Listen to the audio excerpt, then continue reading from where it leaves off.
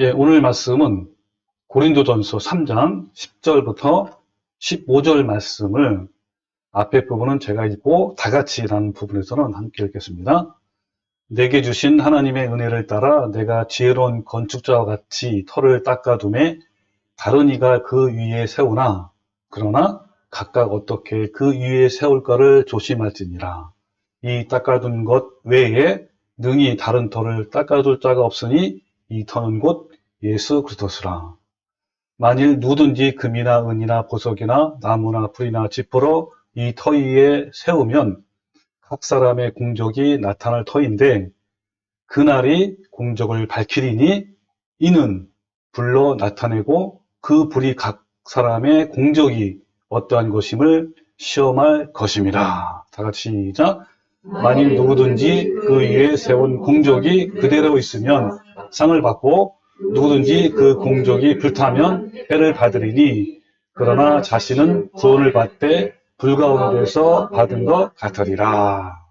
아멘. 자, 오늘 이 말씀 가지고 함께 말씀을 나눌 건데 오늘 말씀의 주제가 이런 겁니다. 부끄러운 구원이 있을까? 또 천국에도 상급의 차별이 있을까? 그리고 천국에도 양반과 상놈이 있을까? 자, 이렇게 외치는 자는 바로 거짓 목사이며 사꾼 목사이고 종교꾼이다. 이런 제목으로 같이 함께 말씀을 알아보겠습니다. 예, 그 상급이냐 구원이냐에 대한 주제로 오늘 세 번째 메시지가 나갑니다. 그런데 문제는 이 한국 기독교를 가장 부패하게 만든 핵심적인 교리가 바로 상급 차동론 그리고 이거와 결합된 칼빈주의의 구원론이에요. 이 상급 차동론은 교인이 이 땅에서 얼마나 신앙생활을 열심히 했는가에 따라 천국에서 주어지는 상급이 차이가 있다라는 것이에요. 이 땅에서 열심히 신앙생활을 한 사람은 천국에 가면 황금 모자를 상급으로 받게 되고 반대로 게으르고 태만한 신앙생활을 한 사람은 개털 모자를 상급받는다. 라는 이 상급론이 70년, 80년대에 그때부터 부흥사들과 목사들로부터 널리 퍼지게 되었어요. 자, 그런데 먼저 알아야 할 것은 한국 교회에 강조하고 있는 상급론은 다른 어느 나라에도 그 발생과 유래를 찾을 수 없다는 거예요. 이 상급 차동론은 한국의 샤머니즘 속에 기독교가 들어와서 변형되고 융합되면서 생긴 것이고 또 한국만의 폭발적인 경제 성장 때문에 생긴 돌연변이 복음이에요. 이 한국의 토속신앙과 만나서 번영주의가 만들어지고 성공주의가 생기고 또 결국은 상급 차동론이 나오게 된 배경이 된 거예요. 또한 한국 교회가 상급 차동론에 치울 수밖에 없는 또 결정적인 이유는 성경 해석을 자신들의 입맛에 맞게 해석을 하고 오역을 하기 때문이에요. 그럼 교회에 열심히 다니는 교인도요, 성결한 삶을 살지 아니하면 영원한 멸망에 받는다는 말씀이 너무너무 많아요. 그런데 상급 차등론을 주장하는 사람들은 이런 모든 성경 구절들을 구원에 관한 말씀이 아니라 상급에 관한 말씀이라고 아주 억지로 비틀어서 이렇게 해석을 한단 말이에요. 이 상급 차등론을 지지하는 이들은 먼저 자기 시각을 갖고 성경을 읽고 이해하게 되는데 이것을 자기 해석이라고 이렇게 부릅니다. 그러니까 이미 나는 구원을 받았다 라는 전제를 갖고 말씀을 읽게 되니까 상이라는 단어가 나오면 그거를 구원으로 봐야 되는데 그렇지 않고 구원 외에 부과되는 상급으로 생각할 수밖에 없다라는 거예요. 여러분은 어떠신가요? 여러분은 성경 자체를 해석합니까? 아니면 자기 관점에서 성경을 해석합니까? 열심히 성경을 읽지만 자기 해석을 하는 경우가 너무나 많아요. 이 성경은요, 성경 자체의 뜻을 해석해야 바른 해석이 되는 거예요. 특히 성경을 읽을 때는 주의할 게 뭐냐면 사람의 관점에서 보면 안 돼요. 누구 관점에서 봐야 돼요? 누가 쓴 거죠, 이 성경은? 하나님이 주신 거 아닙니까? 하나님의 관점으로 봐야 되는데 자기의 관점을 보다 보니까 이 자기의 관점이라는 게 뭐예요? 모든 사람은 안경이 씌워졌어요. 색깔로. 그러니까 어떤 빨간 안경 쓰면 빨간 걸로 보이는 것처럼 그렇게 보인다. 많은 사람들이 성경 속으로 들어가서 성경 자체의 의미를 끄집어내는 것이 아니라 내 생각으로 성경을 변형시켜서 이해하는 것이 문제인 거예요.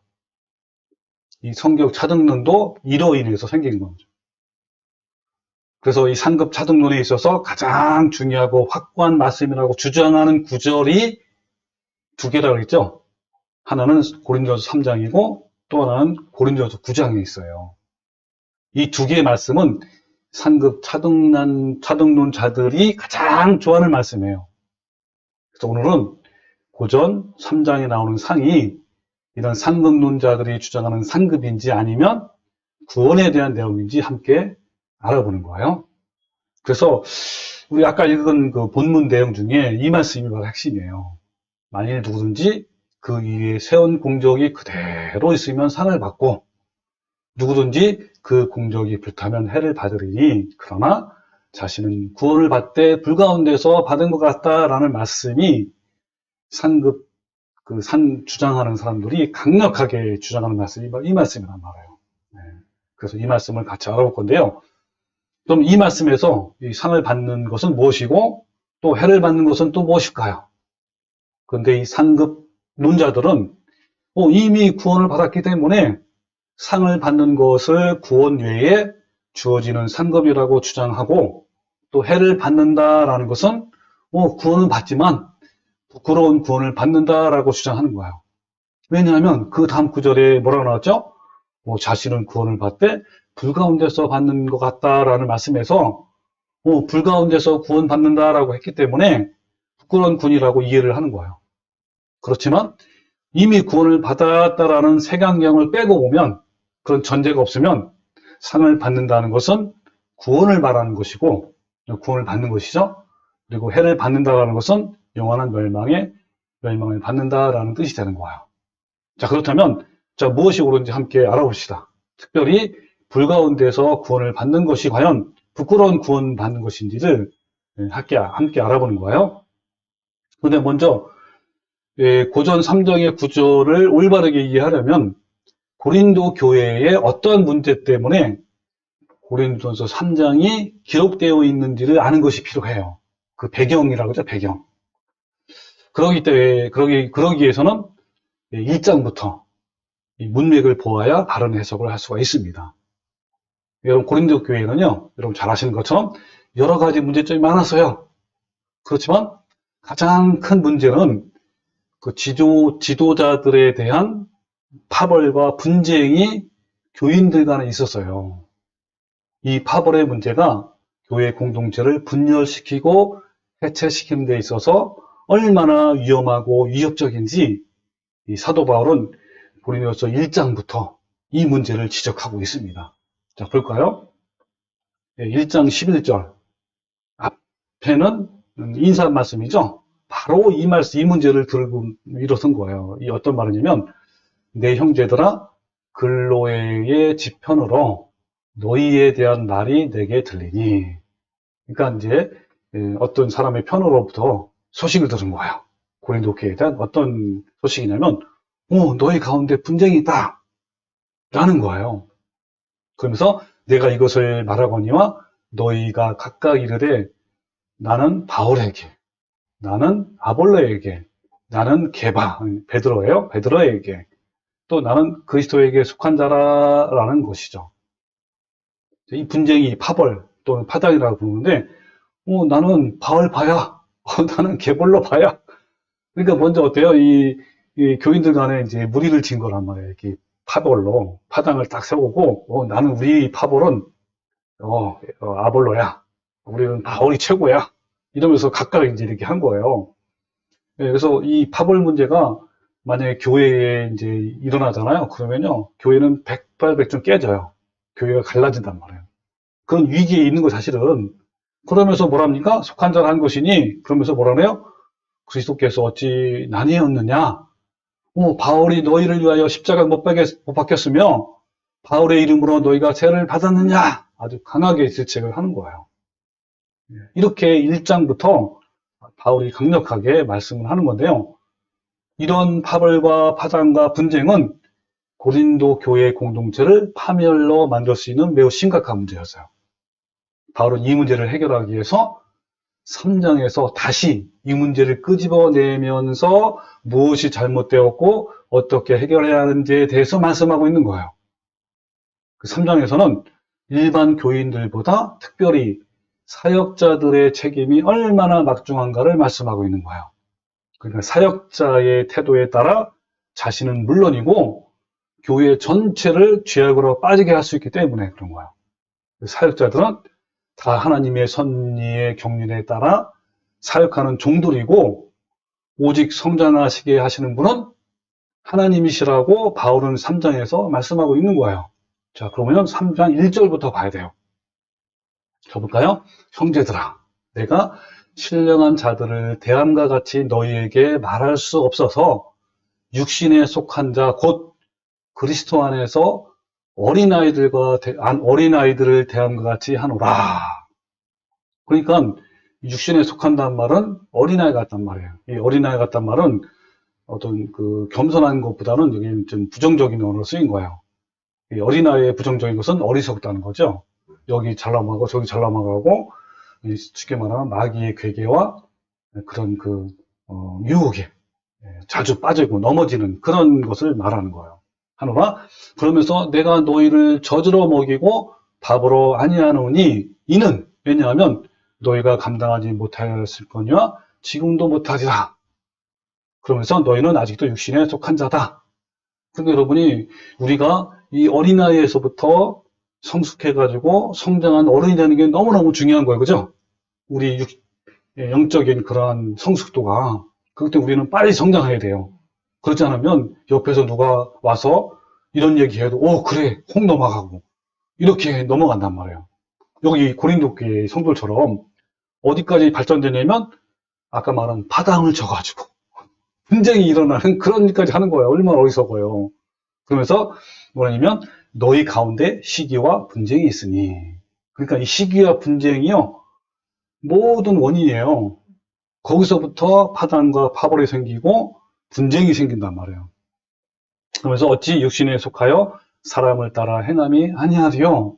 그러니까 사람을 따라 행한단 말이에요. 하나님 말씀을 따라가야 되는데 사람을 따라가는 거예요. 이것이 심각한 거죠. 그러면서 어떤 이는 말하되 나는 바울에게라 하고 어떤 이는 나는 아볼로에게라 하니 너희가 육의 사람이 아니리요. 무슨 말이죠? 넌 육의 사람이다. 라는 뜻이죠. 그런즉 아볼로는 무엇이며 바울은 무엇이냐? 그들은 주께서 각각 주신 대로 너희로 하여금 믿게 한 뭐라 그랬죠? 사역자들이다 라는 거예요. 아무것도 아니라는 거예요. 이 사역자들을 다른 말로 표현하면 종이야, 종. 그래서 사도 바울은 늘 뭐라냐면 나 사도 바울 하나님의 종이래요. 늘 항상. 여러분 그 당시에 종은 노예란 말이에요. 주인이 시킨 대로 하는 것 뿐이에요. 그래가지고 뭐라 했죠? 종의 위치를 예수님이 뭐라고 표현했습니까?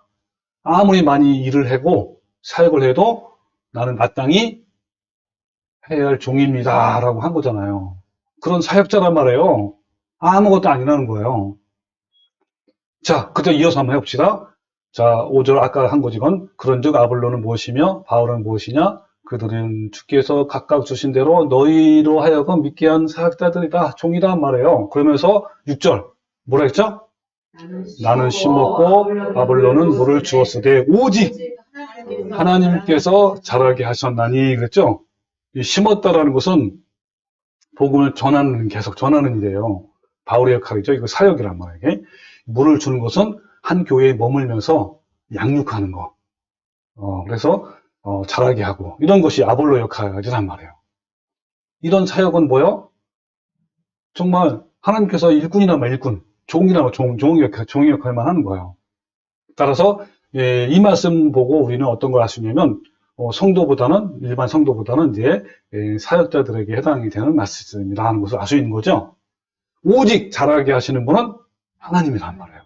또 이어서 7절에 그런즉 심는 물 주는 이는 아무것도 아니라 했죠. 보세요. 아무것도 아닌 거예요. 오직 자라게 하시는 이는 하나님이라.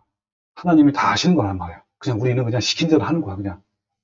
그래서 이걸 내가 해석을 했는데 뭐냐면 이런 사역의 열매가 자라게 하고 맺게 하시는 분은 모두 하나님이 하시는 것이기 때문에 하나님만이 영광을 받는 것이고 그리고 하나님의 종, 사역자는 마땅히 해야 할 것을 마땅히 한 것뿐이다 라는 것이에요. 또 뭐랬죠? 8절에 심는 이와 물지는 한 가지나 각각 자기가 일한 대로 자기의 상을 받으리라 그랬죠? 자기가 일한 대로가 뭡니까? 행한 대로 또는 뭐 사역한 대로 네, 그 사역한 대로 자기 상을 받는다라고 그랬어요. 자, 여기서 그러면 제가 질문을 한번 해볼게요. 일단 여기 해설을 보면 심는 것이나 물 주는 것은 모두 동일하다. 근데 그 사역을 어떻게 하느냐에 따라 각각 상을 받을 것이다 라는 거잖아요. 그러면 이 상은 구원 외에 주어지는 상급일까요? 아니면 구원을 말하는 것일까요? 네, 자, 한번 생각을 좀 해보시고, 자, 이미 구원을 받았고 취소가 되지 않는다라는 전제를 갖고 읽으면 어떻게 해석을 하게 될까요? 이 말씀을. 그쵸. 이 상은 구원으로 보지 않고 구원 외에 부과되는 상급으로 생각할 수밖에 없어요. 그러나 그 전제를 빼고 읽으면 어떻죠? 이 상은 구원 외에 주어지는 상급이 아니라 구원 자체를 말하는 것이에요. 자, 앞으로 이어서 성경을 계속 이제 읽어볼 건데, 보면요. 이 상이 차등으로 주어지는 상급이 아니라는 것이 알 수가 있어요. 아니라 구원이라는 것을 알 수가 있단 말이에요. 그러니까 이 사역자들은 오직 진리에 따라 진리를 위해 진리로만 교회를 사역해야 한다는 거예요. 사역자는 반드시 각각 자기가 사역한 대로 그에 따른 심판이 있음을 명심해야 한단 말이에요. 개인적인 어떤 욕심이나 어떤 사견이나 이런 거에 따라서 해서는 안 돼요. 하나님은 사역자들에게 반드시 이 점을 심판하신단 말이에요. 자, 또 한번 읽어볼까요?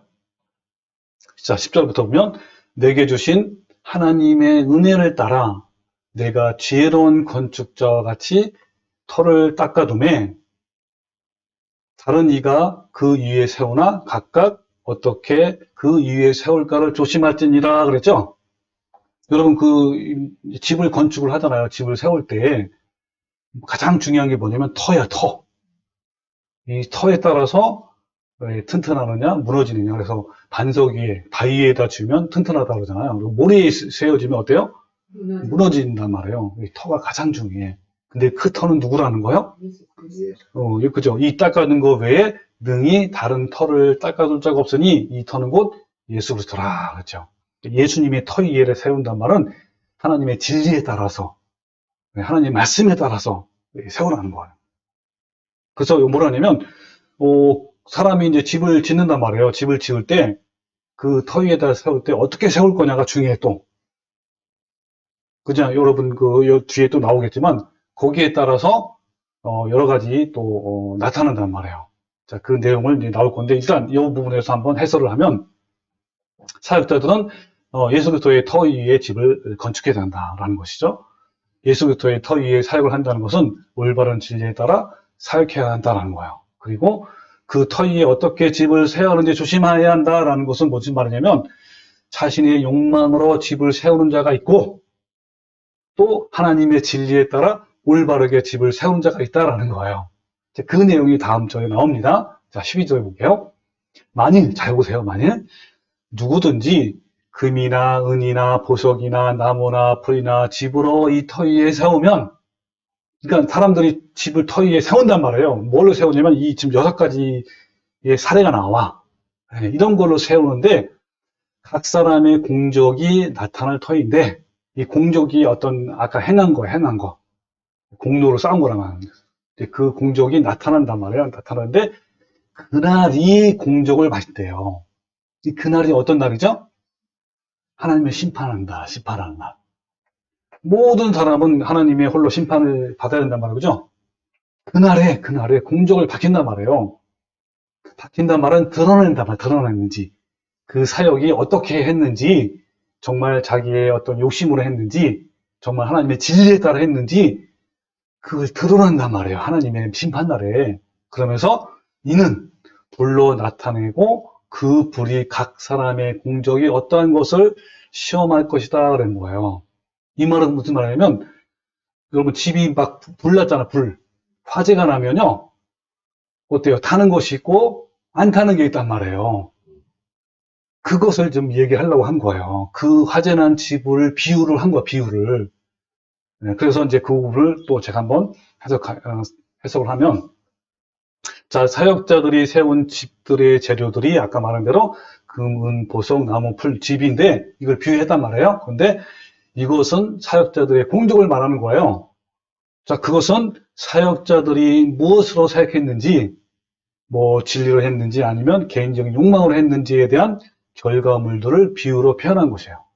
그런데 그 공적이 진리를 따라 사역했는지 아니면 개인의 사역으로 사역했는지를 지배난 화재, 그걸로 시험한다라는 것을 비유로 말씀하셨단 말이에요. 자, 이 공적이 뭐냐면 헬라어로 엘가라고 그래요. 엘가.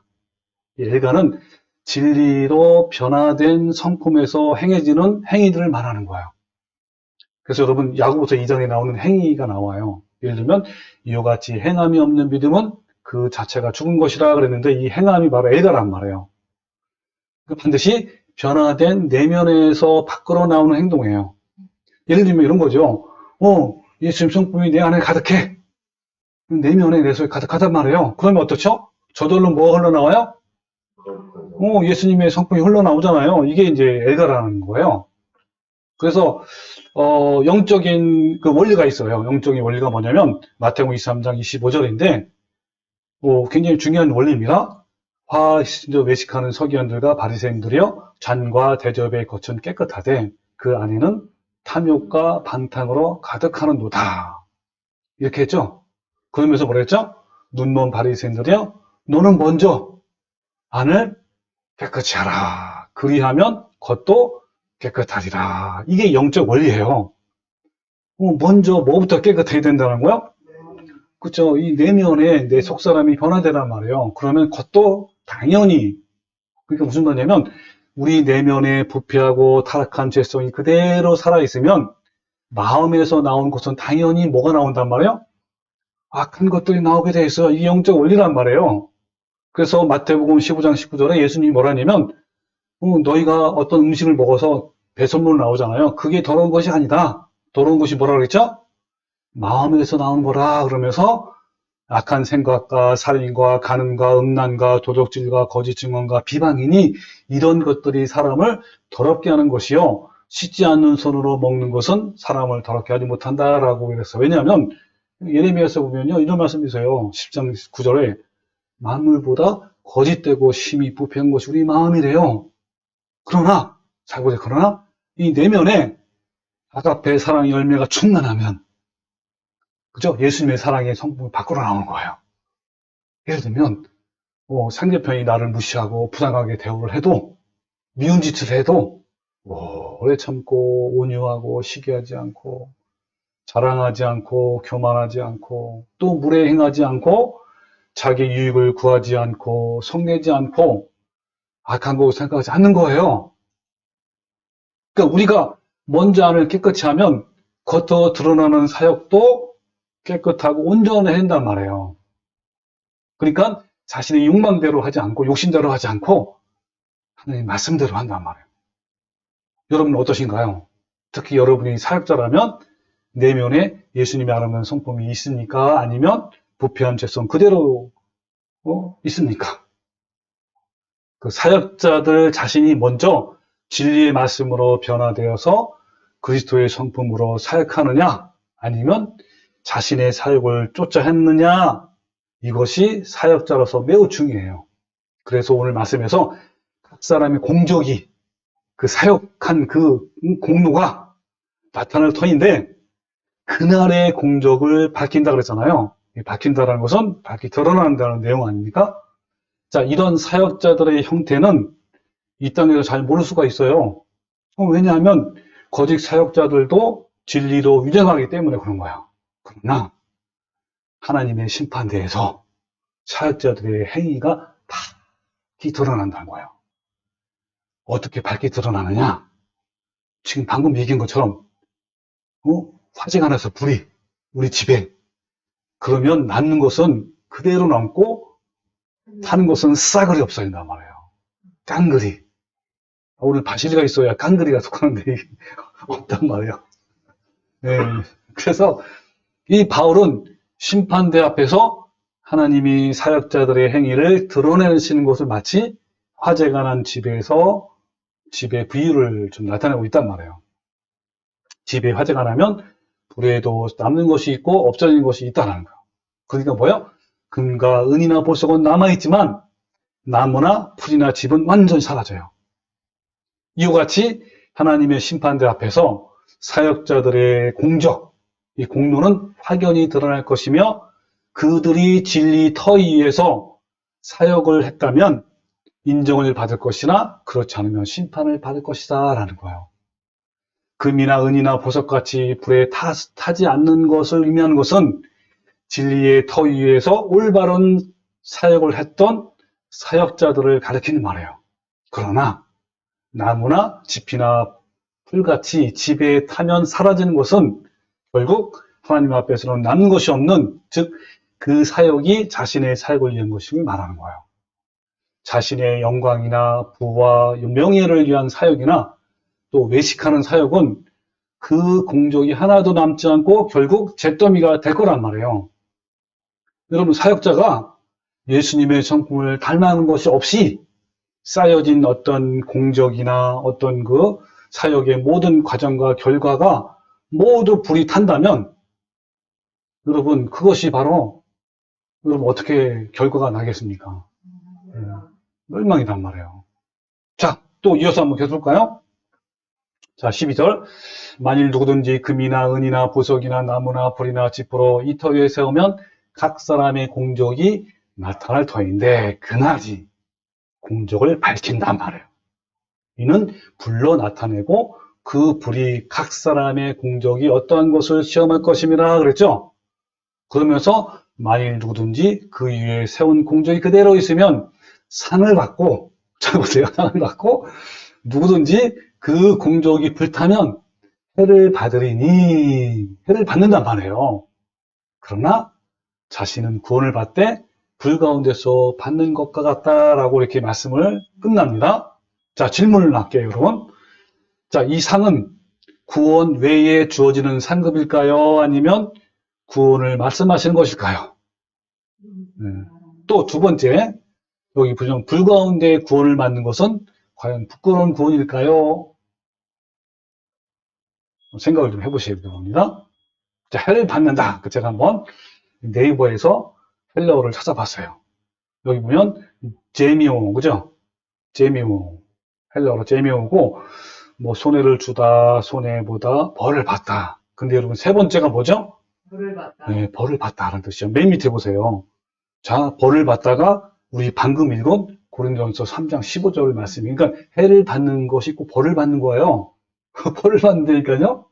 자, 그러면 잘 보세요. 해를 받는다가 재미오인데 벌을 받는다란 말이에요. 그럼 여러분, 벌을 받는 곳이 과연 천국일까요? 지옥일까요? 지옥. 아니, 그 영광스러운 천국에서 벌을 받는 사람이 있어. 이거는 지옥이죠, 더. 네.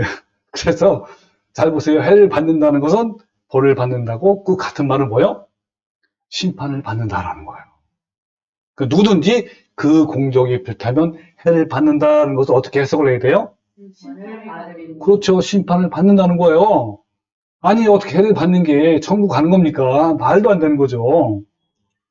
그러니까 사역자들의 공적이 하나님의 영적인 원리로 행한 것이라면 그 상이 구원을 말하는 것이고, 또 자신의 영광과 부와 명예를 위한 것이라면, 그리고 외식하면서 공적을 쌓은 것이라면 해를 받는 것은 곧 뭐라는 거야?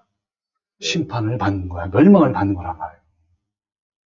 그렇습니다, 여러분. 누구든지 그 공적이 불타면요, 즉 자신의 사역이 자신의 영광이나 부와 명예를 위한 것이라면, 그리고 외식하면서 공적을 쌓았다면 그런 사역자들은 당연히 지옥의 심판을 피할 수가 없을 것이에요. 성경에서 이와 같이 대표적인 사역자가 누군지 아십니까? 마태복음 7장에 나와요. 자, 또 봅시다. 여러분 보는데 7장 21절에 나더러 쥐어지는 자마다 다 천국에 들어갈 것이 아니요 다만 하늘에 계신 내 아버지의 뜻대로 행하는 자가 들어가라 그랬죠. 그러면서 그날이 언제예요? 심판날이란 말이에요. 많은 사람이 나더러 이르되 주여 우리가 주의 이름으로 선지자를 했단 말이에요. 목사나 어떤 선교사나 뭐 전도사나 또는 그런 걸 직분자를 했단 말이에요. 또 주의 이름으로 귀신을 쫓아내며 주의 이름으로 많은 권능을 행했단 말이에요. 즉 무슨 말이에요? 이 말은 사역자, 사역을 했단 말이에요. 그것도 그냥 흐지부지한 찌질한 사역자가 아니에요. 귀신을 막 쫓아내고 많은 권능을 행했단 말이에요. 근데 뭐라 했죠? 그때 내가 그들에게 밝히 말하되 내가 너희를 도무지 알지 못하니 불법을 행하는 자들아 내게서 떠나가라 그랬단 말이에요. 왜 그랬을까요? 그 이유가 나와요. 그 바로 위에 있는 9절, 19절, 20절. 아름다운 열매를 맺지 아니하는 나무마다 지켜 불에 던져지느니라. 이러므로 그들의 열매로 그들을 한다. 그들이 누구예요? 사역자들이에요. 사역자들이 아름다운 열매가 있는지 없는지, 그 아름다운 열매는 아까 말한 아가페 사랑이에요. 사역을 하면서 열심히 사역하고 공도도 많고 교회도 많고 정말 권능도 막 나타나고 막 병도 고쳐. 금리빨이 막 되기도 하고 한단 말이에요. 근데 그 사역을 보면, 그 사람을 보면, 근데 멀리 있는 사람 몰라요. 가족은 알 거야, 아마, 가족은. 정말 오래 참는지, 온유한 마음인지, 또 자랑하지 않는지, 오만한지, 그리고 자기의 유익을 구하지 않는지, 이거는 안단 말이에요. 근데 가족은 속일 수도 있어. 누구는 모르고 속일 수도 없다? 하나님은 한단 말이에요. 하나님은. 언제 한다고요? 그날에 선언한단 말이에요. 그래서 여기 있는 사역자들은요, 나무, 풀, 집으로 세운 공적 가진 자로서 불법의 사역자들이고 외식하는 사역자들이란 말이에요. 네. 그래서 여러분, 그러면 이 불법을 행하는 사역자들이 구원받을 수 있는 유일한 방법이 무엇일까요? 있어요. 구원받을 수 있는 방법이 뭐죠? 네?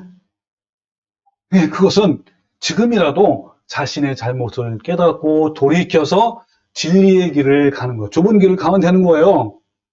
그래서 제가 지금 앞으로 이런 사역자들을 뭐라고 하면 불법을 행하는 사역자라고 부를게요. 이 불법을 행하는 사역자들이 영원한 멸망의 심판이 결정이 되는 하나님의 심판대 앞에 서기 전에 현실은 지금 불가운데 사는 것처럼 자신을 정화해서 거룩함을 이루는 사역자가 되라는 말씀이 바로 오늘 말씀 읽은 구절이에요. 그 구절을 더 정확하게 한번 또 봅시다. 3장 15절이죠. 그러나 이 자신이 누구예요? 그렇죠. 불법을 행하는 사역자들은 구원을 받되 불가운데서 받은 것 같다라고 그랬잖아요. 이것을 쉬운 성경에는 그러나 그 사람 자신은 마치 불을 거쳐서 살아온 것 같은 구원을 받을 것이다. 또 NIV 성경을 보면 그 자신도 구원을 받을 것이다. 근데 다만 사람이 불길을 뚫고 도망하는 것 같다란 말이에요. 그런 것을 겪어야 된단 말이에요. 헬라어 직역이 너무 잘 돼 있어요. 이게 가장 올바라요. 뭐냐면 그러나 그 사람 자신은 어떤 방식으로든 불을 통과하는 것처럼 하면 구원을 받을 것이다 라는 거예요. 제일 가까워요, 이 말씀이. 자, 다시 한번 제가 의역을 해볼게요. 해석을 해본다면 나와요. 이런 거예요. 불법을 행하는 사역자가 구원을 받으려면 불 가운데를 통과하는 것 같은 경험을 해야 한다라는 거예요. 그럼 여기서 제가 질문을 한번 드릴게요. 자, 이 말씀은 1번이 2번인지 한번 여러분이 판단해 보세요. 불법을 행하는 사역자가 부끄러운 구원을 받는다라는 의미일까요? 아니면 불법을 행하는 사역자가 회개해서 올바른 진리를 선택하고 그 길을 간다는 것이 그만큼 어렵기 때문에 큰 각오를 해야 한다는 의미일까요? 2번이요. 예, 너무 자세히 설명했나? 예. 자, 그래서 불법을 행하는 사역자가 구원을 받는 것을 불 가운데를 통과하는 것, 즉 화재 가운데 불 속에서 탈출하는 것으로 비유했는데, 여러분 어떤 의미가 있을까요? 한번 상상을 해보세요. 자, 이걸 비유했단 말이에요. 그럼 여러분이 생각나는 것이 있을 거란 말이에요. 어떤 것이 생각날까요? 저는 아무리 생각해도 세 가지는 생각나. 그 생각함을 제가 말씀드리면, 이 불은 정화를 의미해요. 성경에 보면. 그러니까 뭐냐면, 이 불순한 금을 불로 이 정화해서 순금으로 만드는 것처럼, 이 불법한 이 사역자가 회개해서 거룩함을 이루는 것으로 이렇게 여러분 생각나고요. 또, 그만큼 어렵고 힘든 거예요. 그래서 각오와 결단이 필요하다. 그리고 하마터면 죽을 뻔했는데 기적적으로 살아났다는 경험이 아닐까. 예, 여러분 그 불났을 때 집에서 탈출한 사람 있잖아요. 그러면 나오면서 얼마나 마음을 쓸어냈을 거야.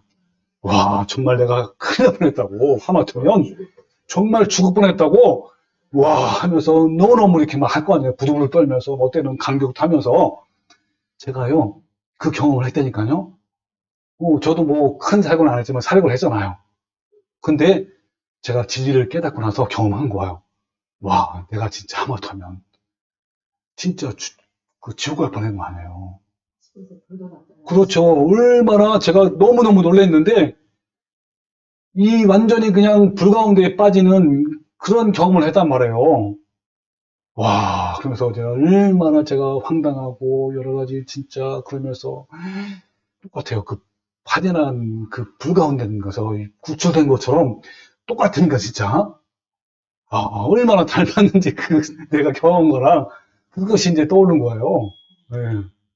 그러니까 불법을 행하는 사역자가 회개를 해서 구원을 받는 것처럼 받는 것을 마치 화재 현장에서 탈출하는 것 같다라는 거 말씀하는 거예요. 그러니까 비록 평생 동안 자신의 사역이 나무나 풀이나 집 같은 것이었지만 불길에서 빠져나오는 것처럼 지금이라도 그것을 깨닫고 그 모든 것에서 돌이킨다면 구원을 받을 수 있다라는 의미예요. 여러분 자신의 영광과 또 사리 사역을 위해서 열심히 사역을 쌓아놓았던 그 모든 자신의 영광을 포기하고 구원을 위해서 마지막 탈출을 감행한다면 그에게 마지막 희망이 주어질 것이다 라는 거예요. 고전 3장의 불 가운데서 구원은 교인들보다 사역자들에게 주어진 말씀이지만 물론 교인들에게도 우리는 일반 성도들에게도 이 말씀에서 자유할 수 있어 없어요? 자유할 수가 없지요. 우리들도 올바로 살지 못하면 똑같이 불 가운데 그런 거란 말이에요. 이제. 여러분 진리 위에 세워진 금이나 은이나 보석 같은 이런 공적, 그죠? 이런 그 행위죠. 공적이 있습니까? 그렇다면 심판대 앞에서 능히 견딜 수 있단 말이에요. 그러나 자신의 부와 자랑과 명예를 위해서 그리고 바리새인들과 율법자들처럼 외식으로 지은 이 나무나 집이나 풀 같은 것이라면 심판대 앞에서의 그 두려움을 견딜 수가 있어 없어요?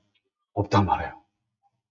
이 사역자들은 자신들이 사역했던 것에 대해 마지막 심판날에 하나님 앞에서 엄중한 평가를 받을 거예요. 그런데 지금 한국교회는요, 수많은 사역자들이 자신의 사역을 따라 사역하고 있어요. 마지막 시간이 다가오는 이때 그 사역자들이 구원을 받을 수 있는 유일한 길은 자신들이 사역을 위해 세워놓은 그 모든 그 사역 욕심에서 탈출하는 것 뿐인 거예요. 이 외적으로 보면 정말 화려한 사역의 결과와 공로였지만 그 모든 것을 포기하고 그 사역을 내려놓고 회개해서 지금이라도 바른 길을 간다면 그 사역자에게는 마지막 기회가 열린단 말이에요. 예수님 당시에 이스라엘 백성을 생명의 길로 올바르게 인도해야 할 사역자들, 즉 그들이 오히려 잘못된 외식에 빠져서 자신은 물론이고 인도함을 받는 그 이스라엘 백성들까지 멸망으로 빠지게 했단 말이에요. 그들은 하나님을 경배한다는 명목으로 재물과 명예와 영광과 찬사를 다 약탈하는 도둑들이란 말이에요. 오늘 한국의 사역자인 종교꾼도 마찬가지예요. 한국의 많은 사역자들이 자신들을 교회의 CEO가 뭔지 알죠? 네, 회사에서 CEO가 있잖아요. 그것처럼 그렇게 생각하기 때문에 교회의 운영을 통해서 자신의 사리사욕과 부귀와 영화를 추구해요. 이 목사들의 능력과 신앙과 성공과 의로운 삶의 검증의 기준은요, 교인 수와 교회 건물의 크기와 교회 재정의 규모로 판단을 하는 거예요. 오늘날 종교권 이 사역자들은 아주 대담하게 사치와 공공횡령과 뇌물수수와 또 재정 비리를 대담하게 행하기도 해요. 또 성추행과 성폭행을 그냥 자행하기도 하고, 또 교회를 자기 사유화하고 박사학위 위조하고 논문 표절과 교회 세습 등은 물론이고 하다못해 폭력, 사기와 또 도박 같은 데도 이런 불법과 불법을 부정을 자행하고 있단 말이에요. 그러니까 오늘날 교회 안에는 탐욕으로 성공과 출세와 명예와 축복을 얻기 위해서 신앙을 연기하는 종교꾼들과 종교 사업가와 사건 목사들로 들끓고 있어요. 이들은 마태복음 7장에 나오는 불법의 사역자들처럼 영원한 멸망의 심판을 받게 될 겁니다. 여러분, 사역자들의 책임이 너무 막중해요. 그래서 예수님께서도 맹인이 맹인을 인도하면 둘 다 구덩이에 빠진다라고 했고요. 너희는 선생되지 말라라고 말씀하신 거예요.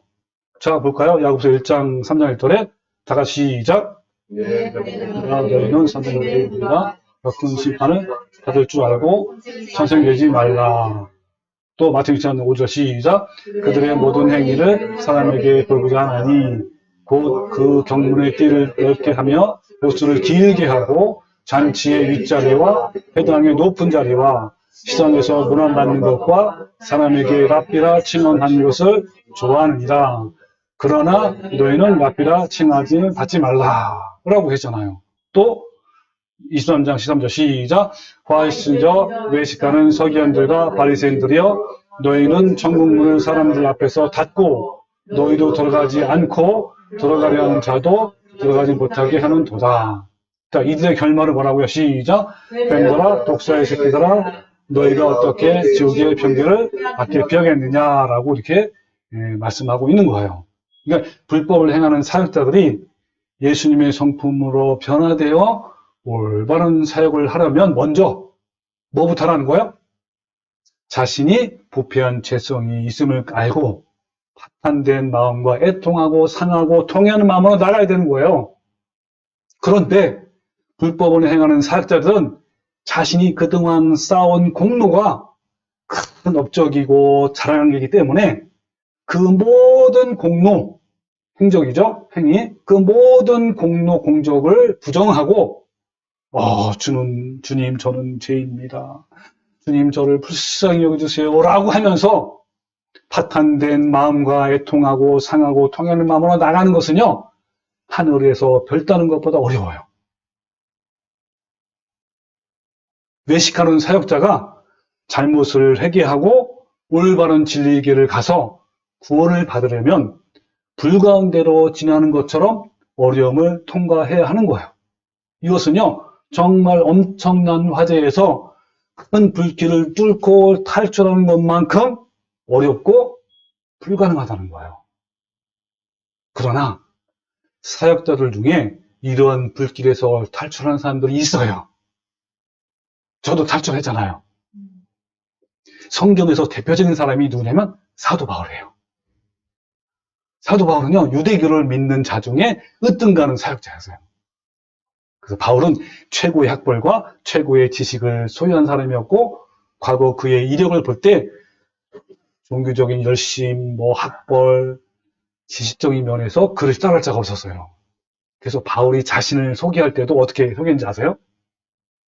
빌립보서 3장 5절에 나는 8일 만에 할례를 받고 이스라엘 족속이여 베냐민 지파여 히브리인 중에 히브리인이여 율법으로는 바리새인이요. 그랬단 말이에요.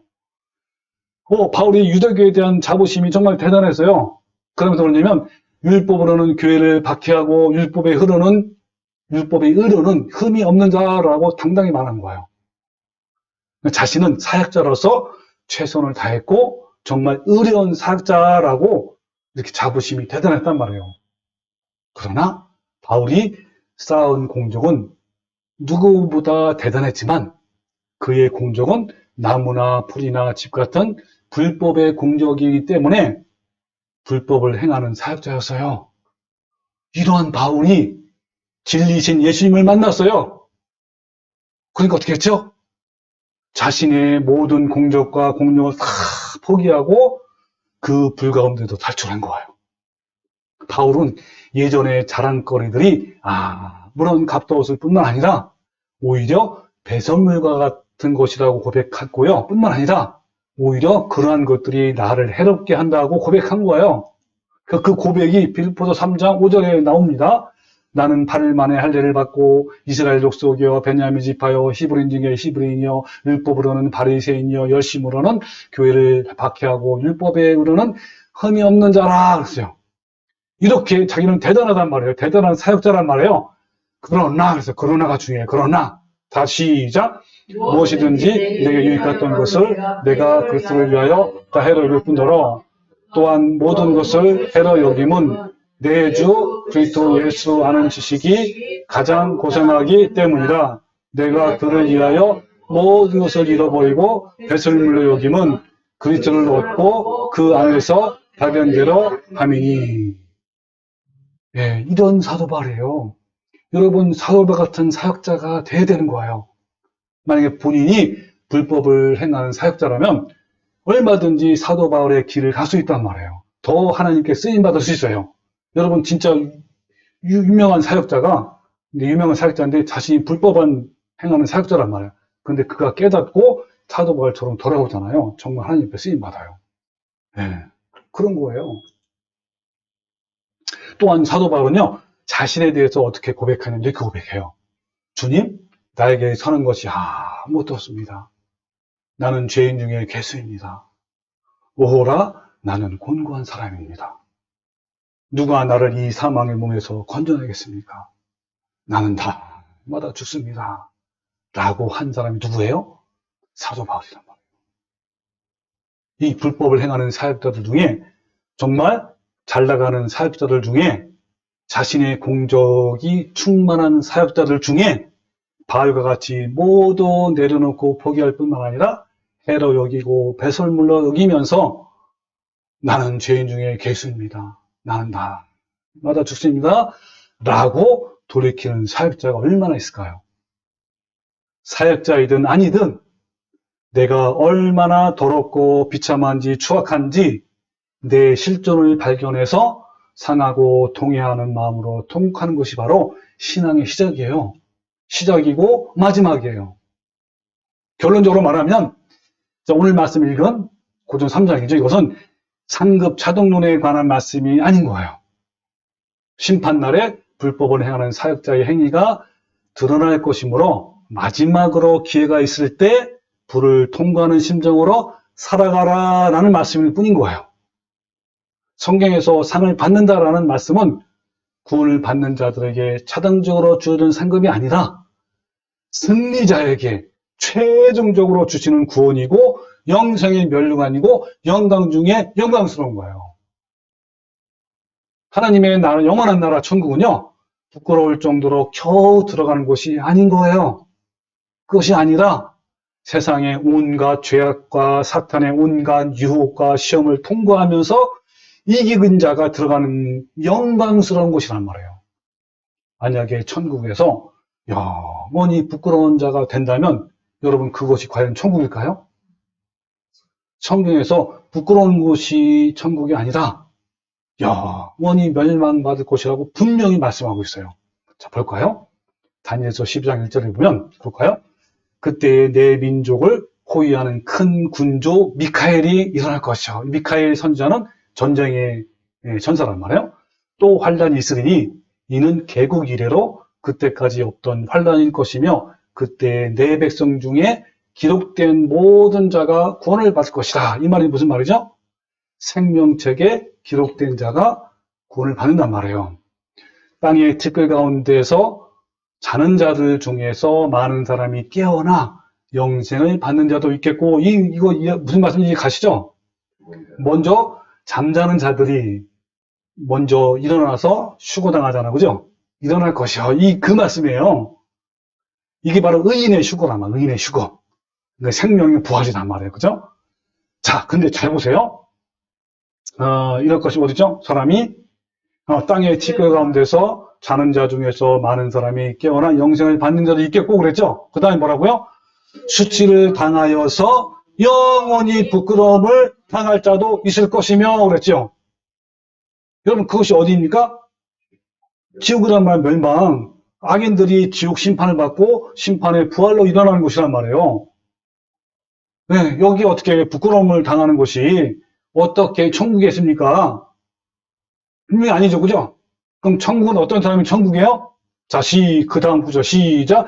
지혜 있는 자는 궁창의 빛과 같이 빛날 것이요. 많은 사람을 옳은 대로 도래하게 한 자는 별과 같이 영원히 빛나리라. 여러분, 이거 보세요.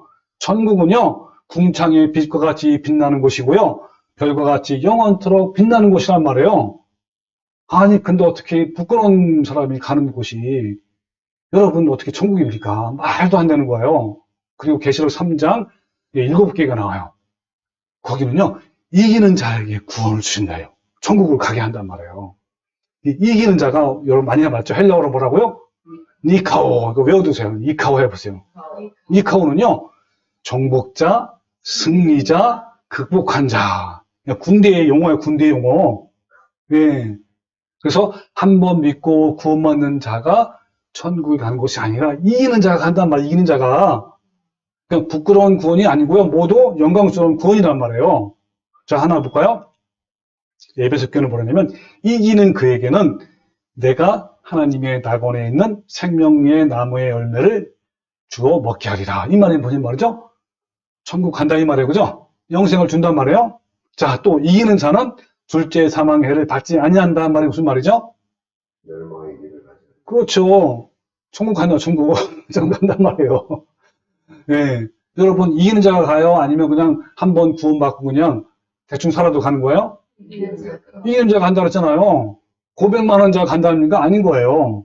또, 복음학교는요, 이기는 그에게는 내가 감추었던 만나를 주고 또 힌도를 준다는 말씀이 뭐냐면 똑같은 말이에요. 천국 간단 말이에요. 여러 가지 표현한 거예요. 여러분, 천국에 간다는 말이요. 정말 노노하네, 표현이. 예. 아까 상을 받는 것도 무슨 말이라고?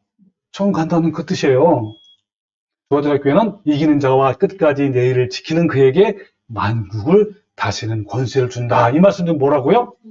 천국 간다는 거예요. 근데 어떤 자가 가냐면요. 그냥 고백만 하고 가는 거예요? 아니죠. 이기는 자와 끝까지 내 일을 지키는 자란 말이에요. 또 사도교회는 이기는 자는 이와 같이 흰 옷을 입을 것이요. 내가 그 이름을 생명책에서 결코 지우지 아니한다는 거예요. 그 생명책에 지우는 자가 있단 말 없단 말이에요? 있다는 말이에요. 여러분, 그잖아요. 우리 좀 오수자매님처럼 이제 첫사랑을 경험했단 말이에요. 내가 옛죄를 다 사함받았어. 그리고 다시는 죄를 범하지 말아야 되잖아요. 주님을 살아야 되는데 그렇게 못 살면 어때요? 생명책에 지워버린단 말이에요. 그런 거야 지금. 또 빌레 몇 개는 뭐랬죠? 이기는 자는 내 하나님 성전의 기둥이 되어야 되니. 이것도 이 말도 무슨 말이에요? 청한다는 거예요. 또 라두에게는 이기는 그에게는 내가 내 보좌에 함께 앉게 해주겠다. 다 같은 말이에요. 여러분, 이기는 자가 가는 곳이 천국이에요. 네. 부끄러운 분이 아니란 말이에요. 이 하나님 나라에는요, 불 가운데서 받는 부끄러운 구원은 절대로 없고, 개털 모자와 지하방도 없어요. 천국을 유으로 상속을 받는다는 것은 천국에 있는 모든 것이 내 것이고, 그 모든 것을 누린다는 거예요. 똑같이. 만약에 천국에도 양놈과 쌍놈이 있다면 그곳이 과연 천국일까요? 아마 지옥 중에 지옥이 될 거란 말이에요. 천국에는요, 양놈과 쌍놈이라는 신분의 차이가 없어요. 모두 하나님의 영광과 존귀와 칭찬이 있을 뿐이에요. 천국의 그 영광을 성경에서는 상이라고 표현했고, 의의 멸관, 생명의 멸관, 승리관 등으로 표현했을 뿐인 거예요. 만약에 한 번 구원은 취소가 되지 않는다라고 하면서 상급론을 전파하는 사역자가 있다면 그 사역자는 거짓 일꾼이고 사건 목사이고 종교꾼인 거예요. 앞으로 우리가 들어갈 천국은 너무나 영광스럽고 찬란해서 바울은 뭐라 하냐면 하나님의 영광을 바라고 즐거워한다라고 했고요. 베드로는 믿고 말할 수 없는 영광스러운 즐거움으로 기뻐한다라고 한 거예요. 그러나 상급이나 축복을 바라보고 열심히 교회 다니는 상급론자들은 이 세상에서도 축복을 기대하고 천국에서도 큰 상급을 받기 위해서 11제도 하고 섬김과 봉사도 하고 전도하고 선교, 구제 열심히 한단 말이에요. 그러나 이 상급이나 대가를 바라보고 드리는 이 모든 종교 행위는요, 하나님이 가장 역겨워하시고 더 이상 견딜 수 없고 싫어하신다라고 성경에 분명히 말씀하고 있어요. 이와 같이 축복이라는 상급과 대가성으로 하나님과 거래하고 흥정하는 사람은 하나님과 아무런 관계도 없는 자들이에요. 이들은 넓은 길로 가는 자들이고 결국은 멸망을 받을 거란 말이에요. 자, 다음 주에는 상급론자들이 강력하게 주장하는 또 한 구절이 또 남아 있어요. 미리 예고편으로 그 구절을 제가 보고 마칠게요. 자, 이 고린도전서 9장 24절이에요. 운동장에서 다름질하는 자들이 다 달릴지라도 오직 상을 받는 사람은 한 사람인 줄을 너희가 알지 못하느냐? 너희도 상을 받아 이와 같이 다름질하라 라고 하면서 이 상급자들은 열심히 교회 나오고 헌금도 내고 봉사하고 헌시도 하고 충성하고 전도하고 선교하라 이런 거예요. 이렇게 이걸로 한단 말이에요.